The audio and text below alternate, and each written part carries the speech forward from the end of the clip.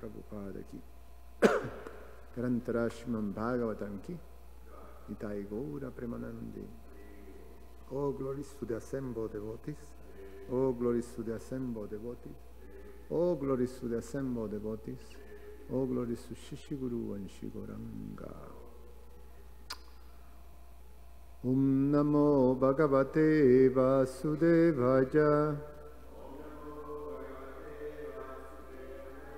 Namo Bhagavate Vasudevaya.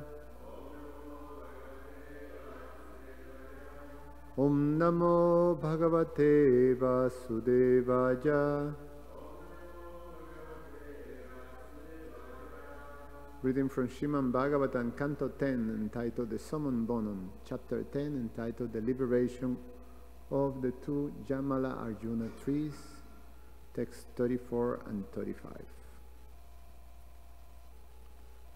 Jasyavatara jagyante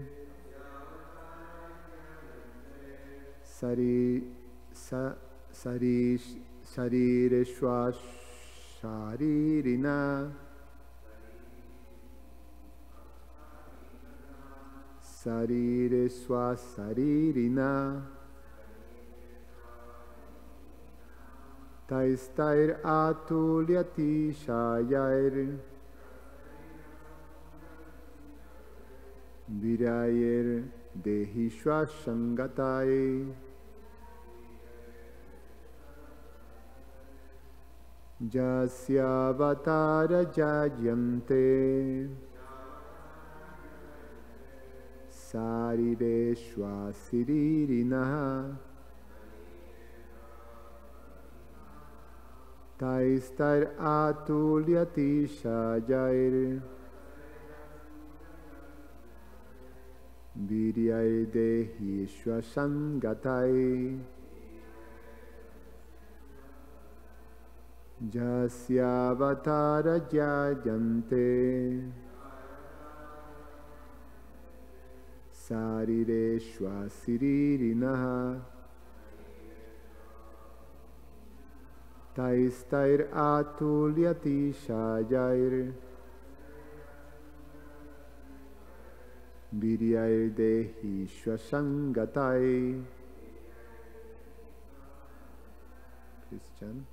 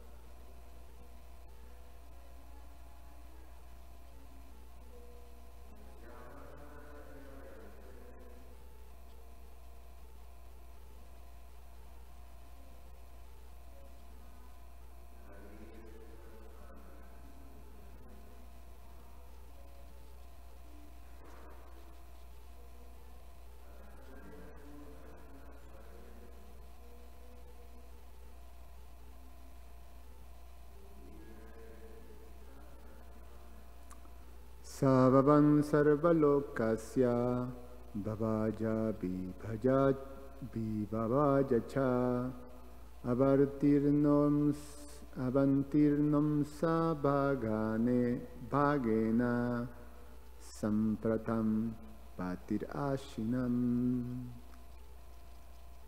jasya, of whom avataraha, the different incarnations like Matsya, Kurma and Varaha,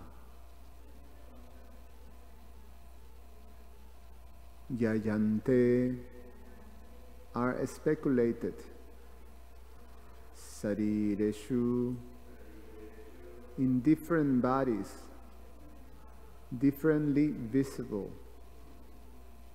asaririnaha, they are not ordinary material bodies, but are all transcendental. Tai,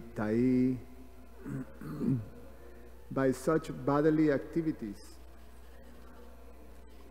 atulya, incomparable, ati sajai, unlimited, viryai, by strength and power, dehishu, by those who actually have material bodies, asangatai, which activities enacted in different incarnations are possible to be performed.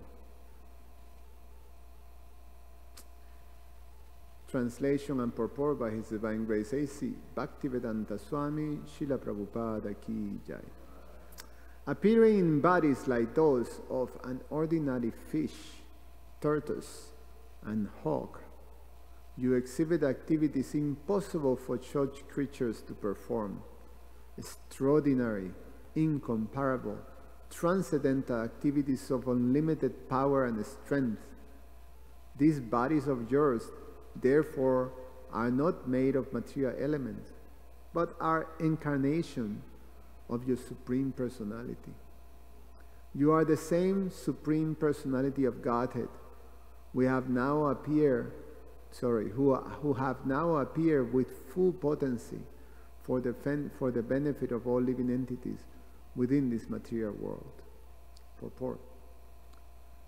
As stated in Bhagavad Gita 4:7-8, Yada yada hi dharmasya glanirabhavati bharata abhyuktanam na dharmasya tadatmanam srijamyaham paritranaya sadunam vinasajya chaduskritam dharma sanstapanartaya sambhavami yuge yuge. Krishna appears as an incarnation when real spiritual life declines and when rogues and thieves increase to disturb the situation of the world. Unfortunate, less intelligent persons, bereft of devotional service, cannot understand the Lord's activities. And therefore such persons describe these activities as kalpana, mythology, or imagination. Because they are rascals and the lowest of men, namandus kritino mudha prapadyante naradamaha. Such men cannot understand that the events described by Vyasadeva in the Puranas and other Shastras are not fictitious or imaginary, but factual. Krishna in his full, unlimited potency here shows that he is the Supreme Personality of Godhead. For although the two trees were so large and sturdy that even many elephants could not move them, Krishna, as a child, exhibited such extraordinary strength that they fell down with a great sound. From the very beginning, by killing Putana, Sakatasura, and Trinivartasura, by causing the trees to fall, and by showing the entire universe within his mouth, Krishna proved that he is the Supreme Personality of Godhead. The lowest of men, mudhas, because of sinful activities, cannot understand this, but devotees can accept it without a doubt. Thus, the position of a devotee is different from that of a non-devotee. Om Agyana Timirandasya Yanam Yana Shalakaya Chakshur Ummilitam Yana Tasmai Sri Guruve Namaha. Namo Vishnu Padaya Krishna Prasaya Bhutale Shrimate Prabhupada Swami Iti Namine. Namo Vishnu Padaya Krishna Prasaya Bhutale Shrimate Bhaktivedanta Swami Iti Namine. Namaste Saraswati Deve Gauravani Pracharine Nirveshesha Shunya Pashatyade Satarine. Vancha Kalpa Tarubhyasha Kripa Sindhu Vyaevacha Patitanam Pavanebhyo Vaishnavebhyo Namo Namaha.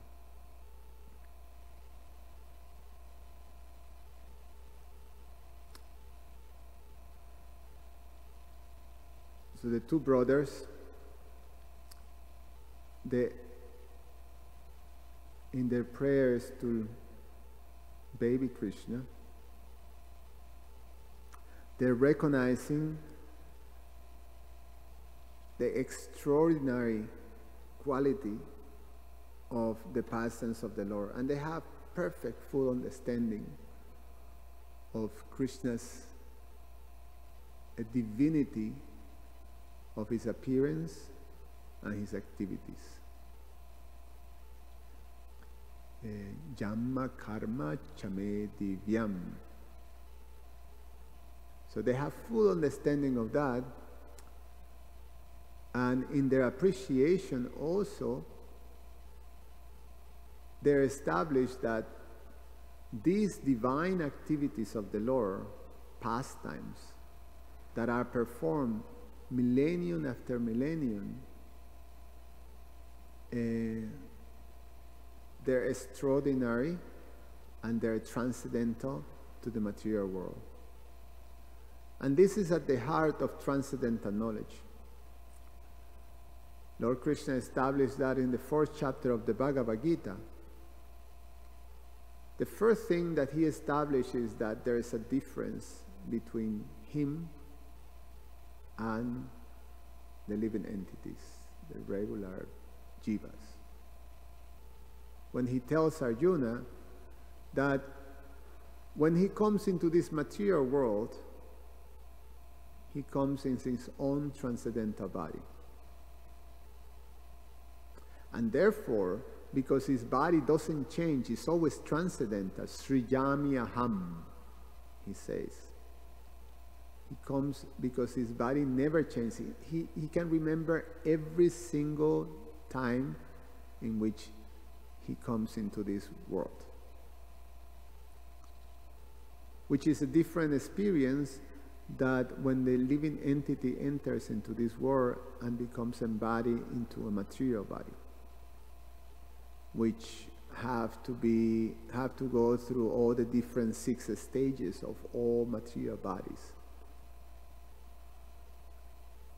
Body take birth, grow, maintain itself, dwindles, and then dies. There's one more I'm forgetting.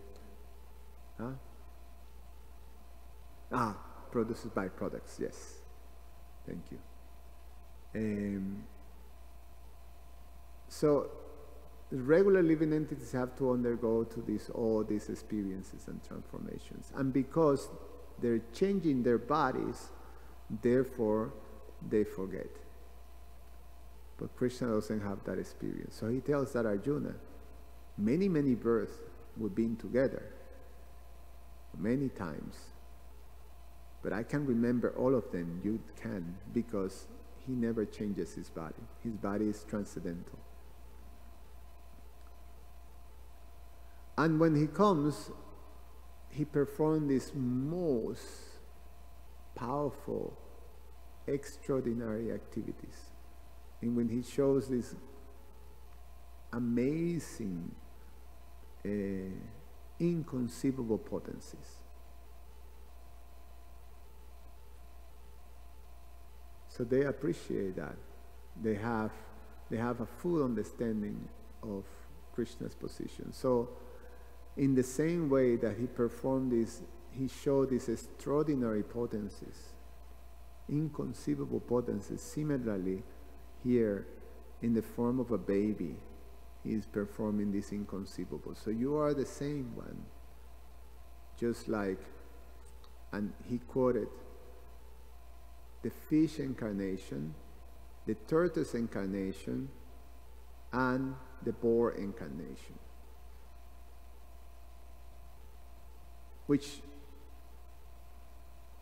the animal forms,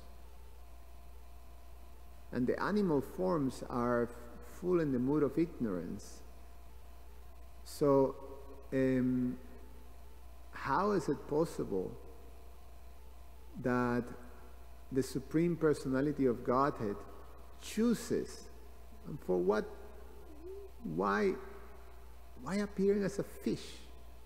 I mean, there's an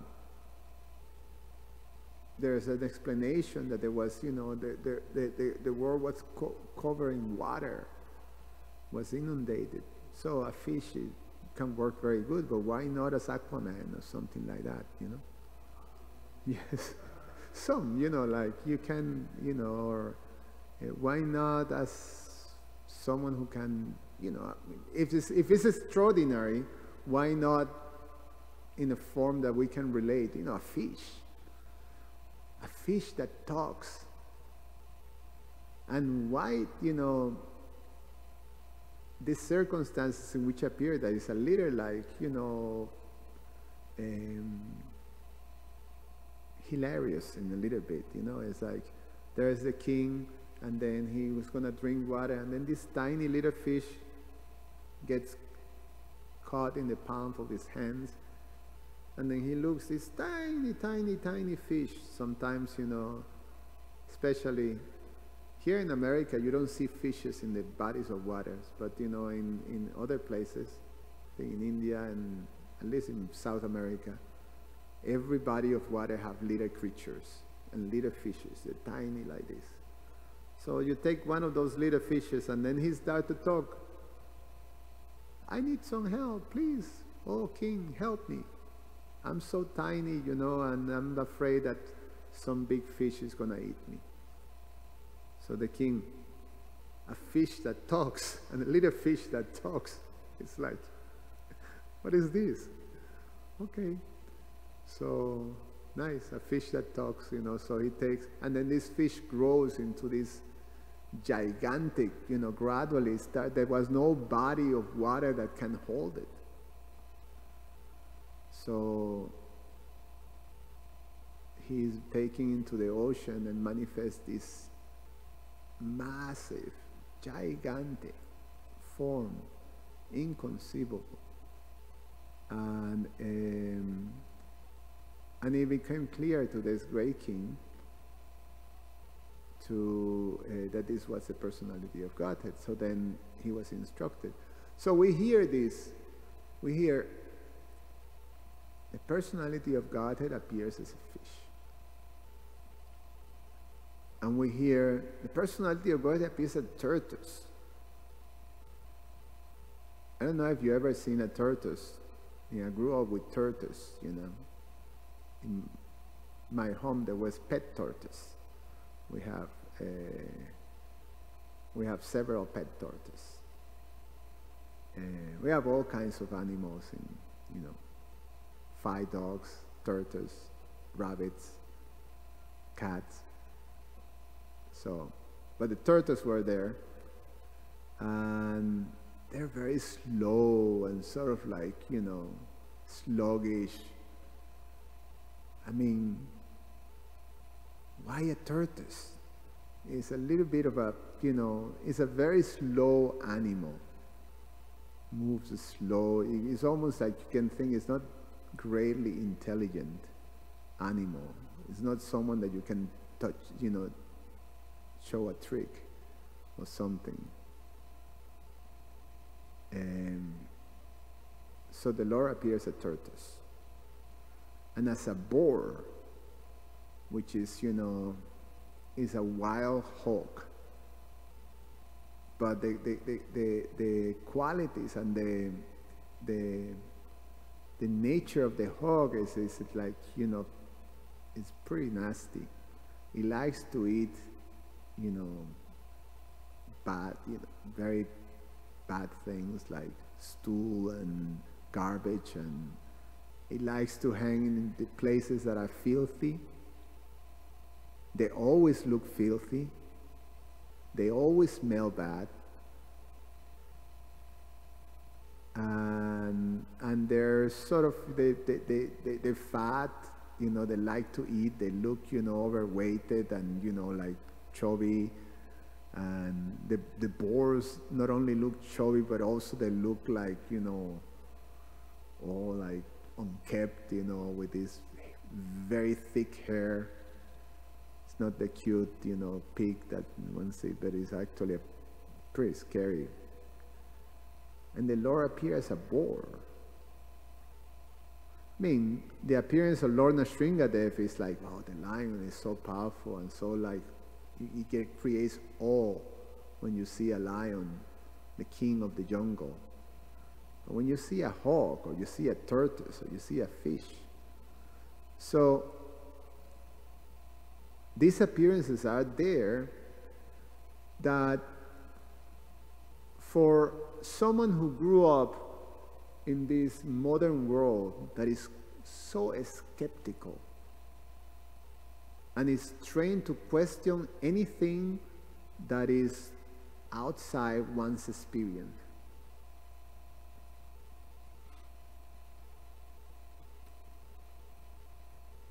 it is very difficult to understand. In fact, in general, people takes these stories and these narrations as mythology or imagination that has a particular purpose. They have a particular purpose to build moral principles and to live morally society. And that's it. It's just the fertile imagination of man that creates these stories. And even for stories, it's a little too far out. I mean, please, don't tell me that God, my God, is appearing as a fish. It doesn't register. When the British Empire, the British kingdom ruled over India, that was something that really freaked them out. And therefore they started a campaign, even though when especially the scholars, when they came out with the vast knowledge of the Vedas and the refined culture, Vedic culture that was there, and that was just a shell of what Vedic culture is. Nevertheless, still it was so refined that they have to recognize it. But because of pride and because of just being influenced by this demoniac civilization, they couldn't accept, and they simply took this part of the Vedas. They have these narrations, the Puranas, and with that they went into a campaign to completely discredit the stories and the teachings of the Vedas. And they succeeded in one sense, because for many faithful Hindus is more or less these are stories, but not necessarily something that is a reality. There's a lot of people that believe this is mythology. that allegorical things. Even some of their sort of so-called spiritual leaders, they all these different stories from the Vedas, Mahabharata, etc., they term it as allegoric. They're meant to tell us, give us a lesson, and that's it. So Kurukshetra represents the body, some fellows say, and the 5 Pandavas represent something like the 5. There's some they start to speculate. They start to speculate about. So what is required to be able to accept? And how is that we accept? You ask any devotee, if this is factual, and the devotee say, yeah, Krishna appears a fish. It's amazing. It's most like, and then we hear the story over and over, and it's always new. And we don't get tired of hearing over and over the past tense of Krishna. How many times we can hear every year about Krishna lifting Govardhan Hill, and we always enjoy it. How many times we hear about Krishna as Lord Nrsimhadev saving Prahlad Maharaj. Devotees love it. When you hear the pastimes, it's like, your heart takes it all in. And yes, there's no doubt, we accept, we have faith that yes, this is fact. This happened. So what makes that change?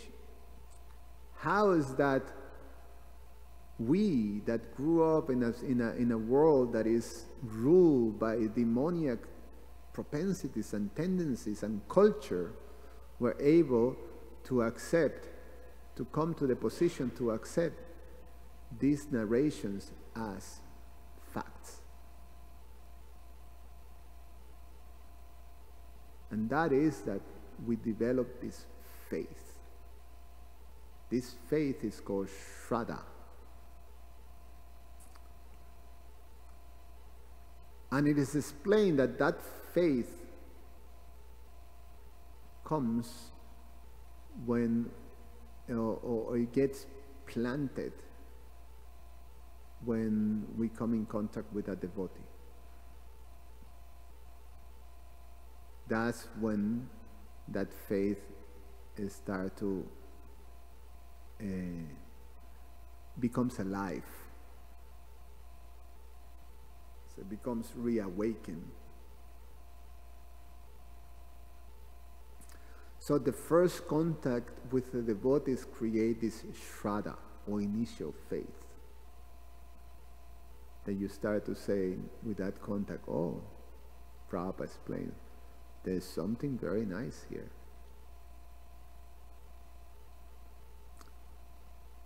So faith, that faith is a dynamic, is a living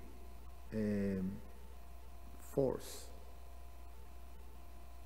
It's not necessarily that when we receive this faith, immediately we take up and we accept everything.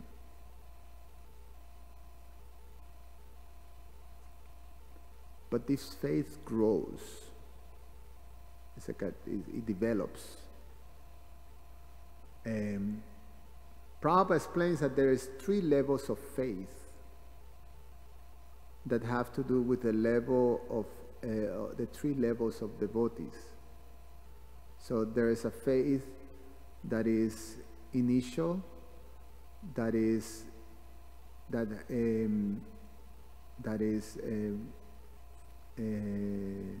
very vulnerable,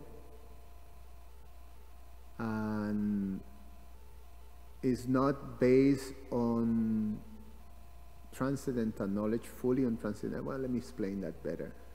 It is more sentimental. It's more a feeling. Oh, this is good. There must be something good here. But we don't have still a lot of understanding, philosophical understanding, or the knowledge to back up that feeling.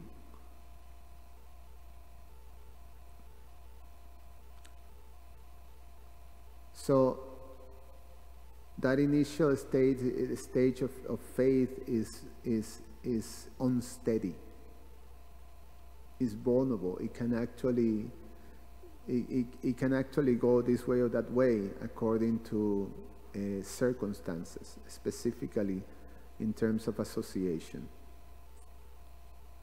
So it can be hurt or it can grow.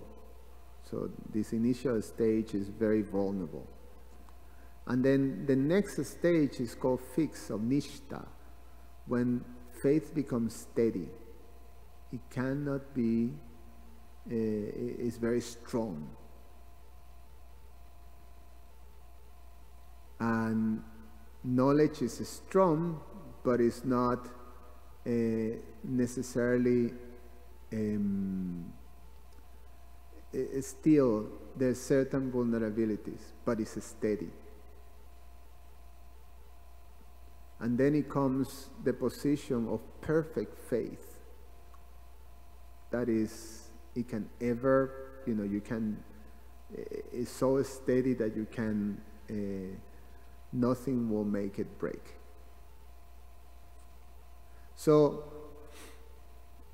the process of Krishna consciousness is to come to that stage of perfect faith. Lord Chaitanya described that as, the verse, Jai Baladev Prabhu likes to quote this verse. Shraddha Shabde Vishwasha Kahe Sudhida Nishchaya Krishna Bhakta Kaila Sarva Karma Krita Hoy. That Shraddha is confident, firm faith that by rendering transcendental loving service to Krishna, one automatically perform all subsidiary activities. Such faith is favorable to discharge of devotional service, to the discharge of devotional service. So Prabhupada described as faith is that this unflinching, firm faith that by Krishna consciousness, by performing service, devotional service, everything, every single thing will be taken care. So it's the perfect, steady faith that Krishna will take care of us. So that's perfect faith. That's what we grow in. So we have to have an understanding of what faith is and what is our level of faith, or where is the stage of faith in which we are. So faith is like that. Now, with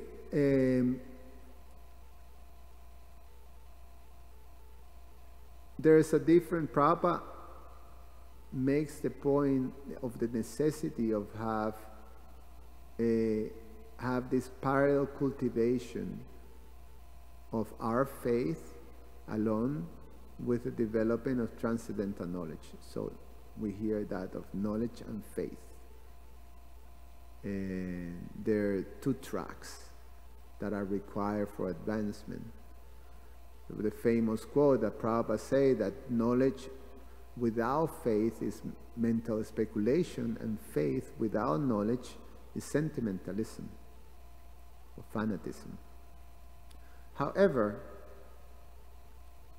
faith is more important. Faith is necessary because we see that in the beginning we may not have any knowledge, but if we have this faith,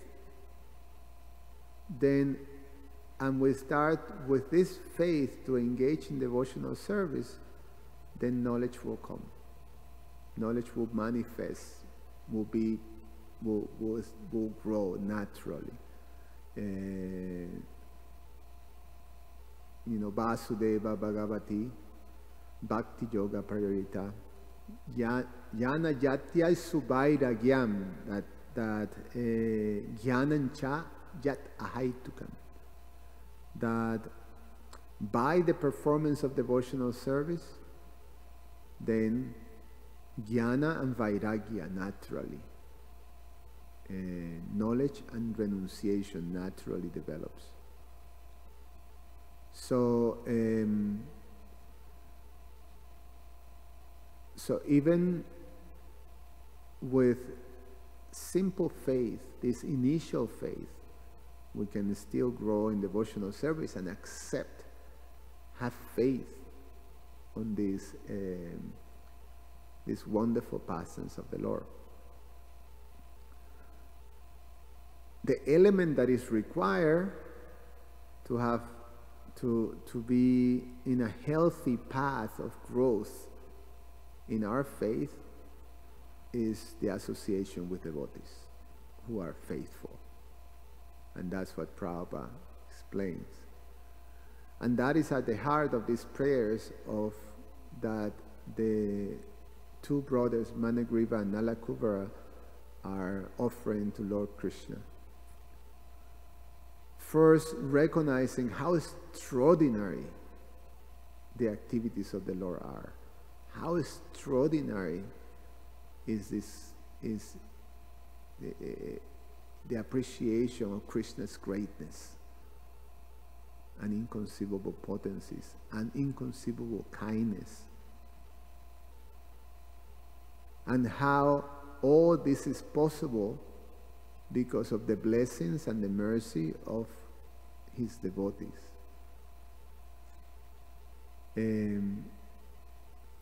And how amazing is, because at the heart of this, if we see the appreciation, is that they see themselves as how is it possible that this transformation happened?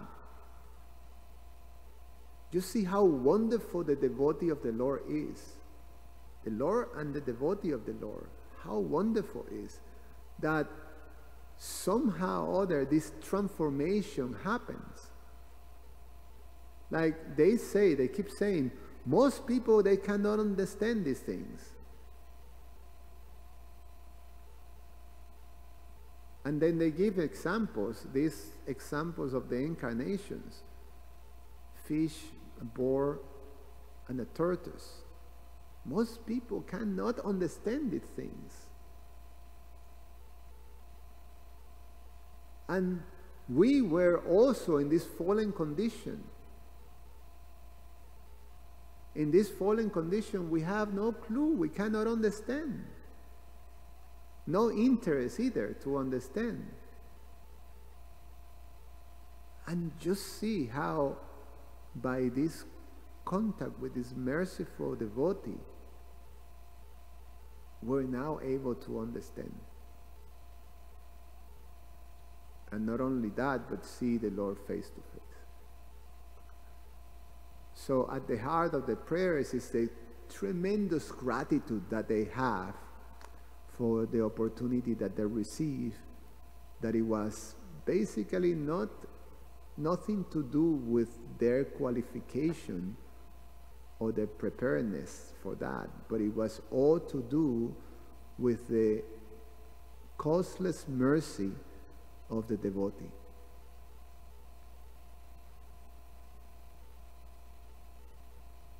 So their heart is filled with gratitude, and then we see how this gratitude it permeates their prayers to Lord Krishna. Their gratitude for the mercy of Srila Narada Muni. So understanding that on their own there was no question for them to ever come to this understanding and the opportunity to become unalloyed devotees. Any comments or questions?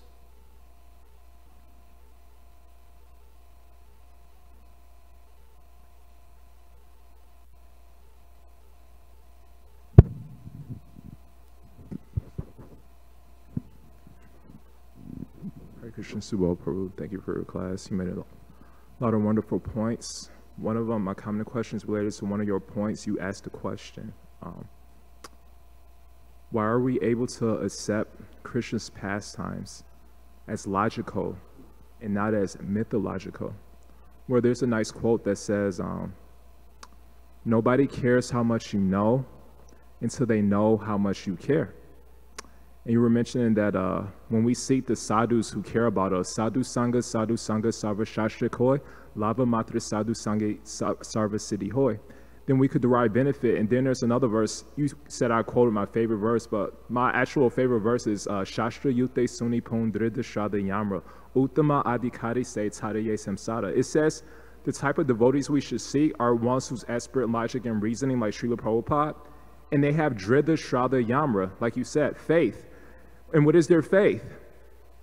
Their faith is that nobody cares how much I know until they know how much I care. And this is precisely what Srila Prabhupada did to spread the Hare Krishna movement. When he first came, he just started chanting Hare Krishna. He didn't preach Krishna incarnated as a fish. He incarnated as a tortoise. He didn't give any rules and regulations. Actually, the devotees saw that Prabhupada, he's 70 years old, he's serving all of us, washing the dishes, doing this and that. And finally, Brahmananda Prabhu, who had a different name at the time, he asked Prabhupada, isn't this a religion? Prabhupada's like, yes. Well, aren't there some rules and regulations? Now you're understanding. But he saw, Prabhupada never tried to force, Krishna's pastime on them, nor did he try to force the rules and regulations. They saw that he cared, and therefore they was able to accept other stuffs. And that's kind of one point I want to mention is that in this purport, Prabhupada mentions some very strong words that sometimes people criticize Prabhupada for. He calls, the demons or atheists fools, rascals, as sinners. But we see there's much difference between a mother who criticizes her child and a bully who criticizes the same child. When Prabhupada says, fools and rascals, he's doing it with love. When we say it, we're doing it to boost our ego, generally speaking. So sometimes we see so many pastimes like that. Is that like Indra? He tried to kill he's supposed to be a devotee of Krishna, but there was some misunderstanding. He wanted to kill the residents of Vrindavan. And so sometimes in our situation, we may be practicing devotees, but we may not try to kill others, but we spend all our energy like Indra to kill others' reputation, to make people come on our side. And so even if atheists have an argument, they may argue that even if the pastimes of Krishna aren't mythological, the qualities of Krishna's devotees are mythological. And so basically, one comedian named, what's his name? Richard Pryor, he says something very funny. He says, you really don't want to mess with the Muslims because they can't wait to get to Allah. And they'll take about 4 or 5 people with them. And so sometimes we see that, when basically these pastimes, we see that the lessons of these pastimes is that we should be less concerned about our creed and more concerned about our deed. We may have the outfit of a spiritualist, but do we have the input of a spiritualist? Another one of my favorite verses, an important verse from the Chaitanya Charitamrita, this is from Adi Leela chapter 8, verse 16. It says, Bahu Jama Kade Yadi Shravanam Kirtan, Tabutana Paya Krishna Bade Brimadam. It says that even if you're, after many births and deaths, even if you're affiliated with the Krishna conscious creed, if you're not affiliated with the Krishna conscious deed, then you will not get the prima donna after so many births and deaths. And Prabhupada mentions what's the Krishna conscious deed in the purport. Srinadapi Suni Chena Toror Eva Sahishnuna. One should offer all respects to others in body, mind, and words. Orva Bahu Kadi Koha Shuna Sara Loka Nama Sutra Ganti Padakanta E Shloka. This verse, actually, this is from the Adi Leela, chapter 17, verse 31. It says that one should string this Trinadapi Suni chain of verse around one's neck and wear it all the time for continuous remembrance. And we wear clothes, we wear jewelry, we wear shoes. There's a nice quote that says, if my shoes were made of humility, my dress of compassion, my hat of respect, my jewelry of gratitude, and my perfume of determination, then I will be dressed for success. And that's why Prabhupada was so attractive, because he was less concerned about being a model and more concerned about being a role model. He had the fashion on the inside. So my question is essentially is that we see that, you know, what are some steps we can move forward to make our character more factual and not mythological, because we see that's what creates faith, not just telling people Krishna's pastimes, he's a fish, he's a this, but they don't believe it. Who cares? But your character is mythological. So what are some steps we could do to upgrade our character and let things go, develop these fashionable qualities, you know, these internal fashionable qualities?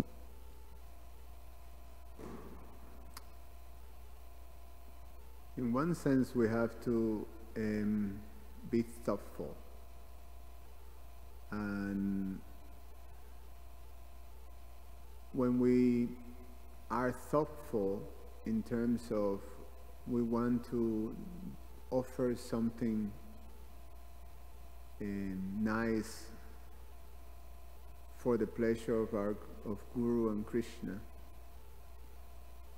then one thinks very carefully about the service that we perform.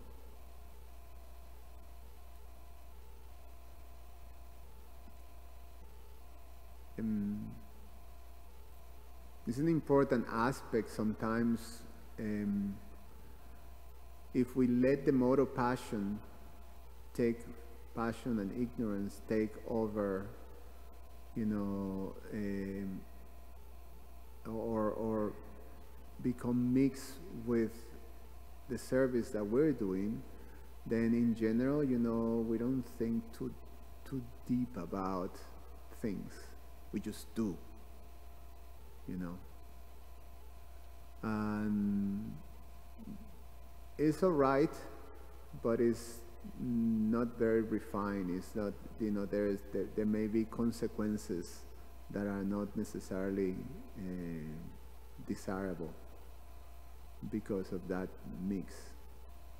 So we have to cultivate the moral goodness and be very thoughtful. When we're thoughtful, then it is important that in the application of our devotional service, we think about how is affecting others. And especially when we are to present Krishna consciousness to others, we have to be extremely thoughtful. So we're doing it in the mode of passion. When we do things, a lot of the propelling force of what we're doing is to fulfill my desires. So it's self-centered. Mode of passion is very self-centered. It's about me. So when I go and preach, or when I go and teach, or do anything to the public, there is a mix of this much for them, this much for me. And that, so that's the mode of passion. In the mode of goodness, we think about what is beneficial for the persons. What's the right thing? So you think very carefully the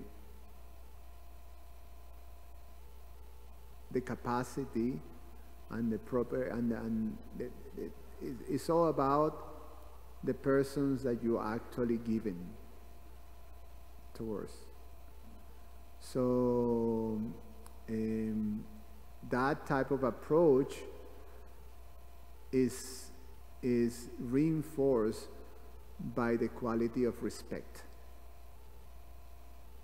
In the moral passion, it's very difficult to respect others because we're so absorbed in ourselves that we don't think, you know, you actually treating people and other people from their perspective. Oh, this is so. If it's good for me, it has to be good for these other people. You know. And then if the other people goes like, then you go, what's wrong with you? This is good for you. type of thing. That's the attitude. So that is the attitude of very neophyte, or beginning stages of doing devotional service. We have to become more mature. And in the mature stage, because you're more in the moral goodness, you can actually make distinctions. And when you make distinctions, there's a different approach for different people, because you respect. And the underlying thing is respect. So everybody have their timing and their capacity, and everybody has, something that we can actually appreciate and respect. So Prabhupada's example was magnificent, and that's why, he's the ultimate acharya. Because he showed that thoughtfulness, that respect towards others, the humility, the simplicity, the mood of service, and as people were able to take, he was able to give. So we have to cultivate those qualities. We have to cultivate the quality of respect towards others. We cannot come and just blast people because of their beliefs, We have to be respectful, and in fact, it's not just shallow respect.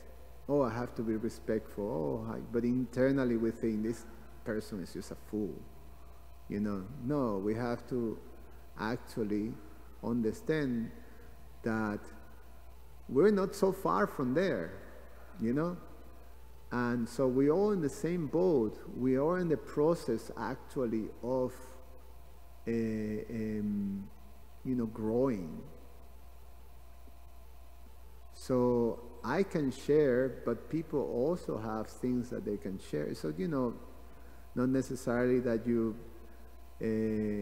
now become this new age thing of everything is good, and you hear from this and that, but but that is very shallow. But you develop a sense of this living entity. Everybody has a perfect timing, and you have to respect that timing. Krishna is very much in control. So if once somehow that is put into contact with a living entity, it's all arranged by Krishna. We just have to learn to be an instrument and to be in tune. So there is something there, and we can try to tune in to be able to do Krishna's beat, which is to create that sense of faith. I end with this because I always remember when Tamal Krishna Maharaj told us about this story, he was making a point. And the point was that you have to be very clever. And at the end, you really want to establish this sense of faith, of Shraddha, that there's something good in here. If people comes with that feeling, there's something good in here, then you did Krishna's beat. Tamal Krishna Maharaj tells a story when he was in an airplane, sitting next, being basically in an airplane, you can't escape. Next to him was sitting this person who was a devout Christian who took the task during the flight to save Tamal Krishna Maharaj. I mean, for the one of us who have the great fortune of meeting Tamal Krishna Maharaj personally, he was famous for being, this very powerful I mean, personality. And then, someone is trying to save him, I mean, he can, basically smoke the person just philosophically, But Maharaj's approach during the whole trip was, this person is preaching furiously to Maharaj. And Maharaj was saying, the only thing that he will say was, Amen. All glories to Lord Jesus. Oh, yes. So he will be, this guy was, and you must, only through Jesus, and blah, blah, blah. And then Maharaj would say, Amen. And then, if you don't do like that, and then there's the pagans and the blah, blah, and damnation, eternal hell, no one will go, like that.